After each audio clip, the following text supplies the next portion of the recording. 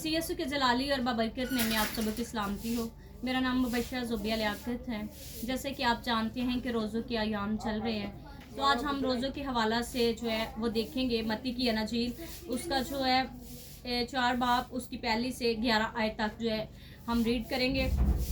और इसमें से हम देखेंगे कि जो आजमाइश के बारे में है कि 40 दिन और 40 रात फाका करके आखिर को उसको भूख लगी। तो आजमाने वाले ने पास आकर उससे कहा कि अगर तू खुदा का बेटा है तो फरमा ये पत्थर रोटियां बन जाएं। तो खुदा ने उसको जवाब दिया कि इंसान आदमी सिर्फ रोटी से ही नहीं जीता रहेगा, बल्कि हर उस बात से जो खुदावंद के मुंह से निकलती है। सो मेरे अजीज़ों, जो अबलीस था वो खुदा के पास आया और वो खुदा को जो है वो चेक करने लगा कि 40 दिन और 40 रात फाका करने के बाद खुदा को क्या भूख लगी है। उसने खुदा को जो है वो इस बात से आजमाया कि अगर तू खुदा का बेटा तो फरमा ये पत्थर रोटियां बन जाए। तो मेरे अजीज़ों, खुदा जो है वो रूह है और ज़रूर है वो मजबूत है, और वो जो है उसको रूह मुस्तहिद है, लेकिन जिस्म कमज़ोर है। कि जिस्म की हालत में जब खुदा जो है वो कमज़ोरी की हालत में इब्लीस ने उसको देखा, तो वो उसको जो है वो गुमराह करने की कोशिश करने लगा। जब खुदावंद ने जो है वो हमारी खातर जो है सलीब पर जान देने के लिए जो है अपने आप को तैयार किया, और इब्लीस ने उसको जो है वो गुमराह करने की कोशिश की कि अगर तू खुदा का बेटा है तो फरमा ये पत्थर रोटियां बन जाए। लेकिन वो खुद यस्सु ने उसको जवाब दिया कि इंसान सिर्फ रोटी से ही नहीं जीता रहेगा, बल्कि हर उस बात से जो खुदा के मुंह से निकलती है। मेरे अजीज़ों, जब खुदा की कुदरत हमारे साथ होती है, जब हम रोज़े की हालत में होते हैं, तो हम रूहानी तौर पर जो है वो मजबूत होते हैं। हम जिस्मानी तौर पर कमज़ोर हो सकते हैं, लेकिन रूहानी तौर पर हम बहुत मजबूत होते हैं। हम खुदा के साथ अपने रिलेशंस को है और मजबूत करते हैं, और हम खुदा का काम जो है बड़ी मजबूती के साथ, आसानी के साथ कर सकते हैं। तो इस तरह इब्लीस ने जो है वो खुदा के साथ, यीशु के साथ जो है वो क्वेश्चंस किए। पहला क्वेश्चन उसने ये किया, और सेकंड क्वेश्चन हम देखते हैं कि उसने ये कहा कि तू हैकल के किंगरे पर खड़ा करके उससे कहा कि अगर तू खुदा का बेटा है तो अपने टाइम नीचे गिरा, क्योंकि तेरे कलाम में लिखा है कि अगर तू अपने फरिश्तों को हुक्म दे तो वो तुझे अपने हाथों पर उठा लेंगे, ताकि तेरे पाँव को पत्थर से ठेस ना लगे। तो वहाँ पर भी जो है यीशु ने उसको जवाब दिया कि जो तू खुदावंद अपने खुदा की आजमाइश ना कर, कि हैकल के किंगरे पर हम जानबूझकर जो है वो ऐसे काम करें कि हमारा खुदा हमें बचा लेगा। सो मेरे अजीज़ों, हम अपने खुदावंद खुदा की आजमाइश ना करें, बल्कि लानती अबलीस जो है वो कलाम में से होकर हमारे साथ बात करता है और हमें जो है वो गिराने की कोशिश करता है कि हम किस तरह से उसकी बातों में आ जाएं, हम गुमराह हो जाएं। यहाँ पर भी उसने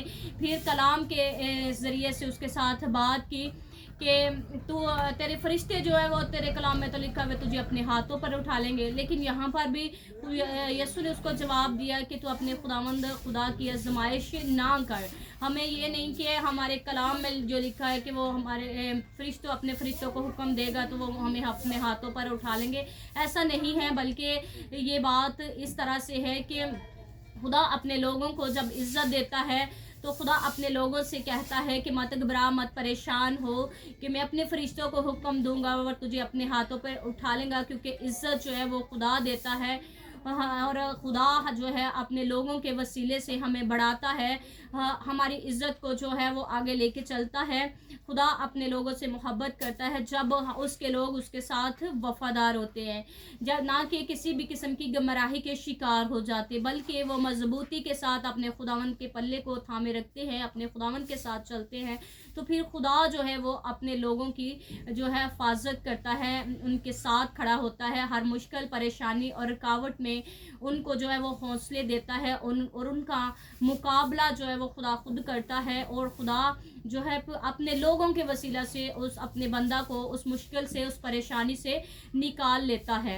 और इस तरह से उसके लोग जो है वो आपके साइड होंगे, वो आपकी रिस्पेक्ट करेंगे, आप अकेले नहीं होंगे। आप किसी मुश्किल का जब सामना कर रहे हैं तो खुदा अपने लोगों के वसीला से आपको गाइड करेगा, आपकी रहनुमाई करेगा, और आपको जो है उस मुश्किल से बाहर निकाल लेगा। ऐसी मुश्किलातों का सामना करने में वो आपकी मदद करेगा। इसलिए खुदा ने कहा, यीशु ने कहा कि जो है तू अपने खुदा की आजमाइश ना कर। जानबूझकर हम ये बात ना कहें कि भी हम ये काम करने लगे हैं, हम भी फॉर एग्जांपल है कि हम छत से छलांग लगा रहे हैं, क्योंकि कलाम में लिखा है कि वो अपने फरिश्तों को हुक्म देगा और वो तुझे अपने हाथों पर उठा लेगा। मैं तो खुदा का बंदा हूँ, मैं तो बच जाऊँगा। मेरे अजीज़ों, ऐसा नहीं है, बल्कि जो है हमें अपने खुदावंद की आजमाइश करने की ज़रूरत नहीं। खुदावंद अपने खुदा की आजमाइश ना करे। तो तीसरा क्वेश्चन जो अबलीस ने खुदा के साथ किया मेरे अजीज़ों, वो ये था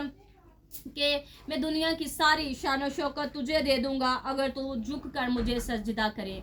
तो दुनिया की सारी शान और शौकत जो है वो हमें दे सकता है, लेकिन वो जो है वो आर्जी होगी। लेकिन जब आपका खुदा जो है आपको शान और शौकत देगा, शान देगा, इज़्ज़त देगा, दौलत देगा, तो वो जो है वो पायदार होगी और वो गिरने वाली नहीं है। जो सरफराजियाँ अबलीस की तरफ से आएगी वो चंद लम्हात की होंगी, तो आप फिर ज़ीरो पर होंगे। लेकिन जो सरफराजियाँ खुदावन की तरफ से होंगी, कलाम में लिखा है कि सरफराजियाँ ना मगरिब से ना मशरिक से, बल्कि खुदावन की तरफ से मैं तुझे सरफराज करूँगा, क्योंकि तूने मेरा नाम पहचाना है। जब हम खुदा के नाम को पहचान जाएंगे, उसकी कुदरत को पहचान जाएंगे, उसके गहरे कामों को पहचान जाएंगे, तो खुदावन हमें सरफराज करेगा। कलाम में लिखा है कि मैं तुझे वक़्त से सरफराज जो करूँगा। तो खुदा अपने टाइम के मुताबिक हमें सरफराज करता है। जब हम उसके साथ वफादारी करते हैं, हमारे हालात जैसे भी हों, हमारे हालात मुश्किल हो, परेशानी हो,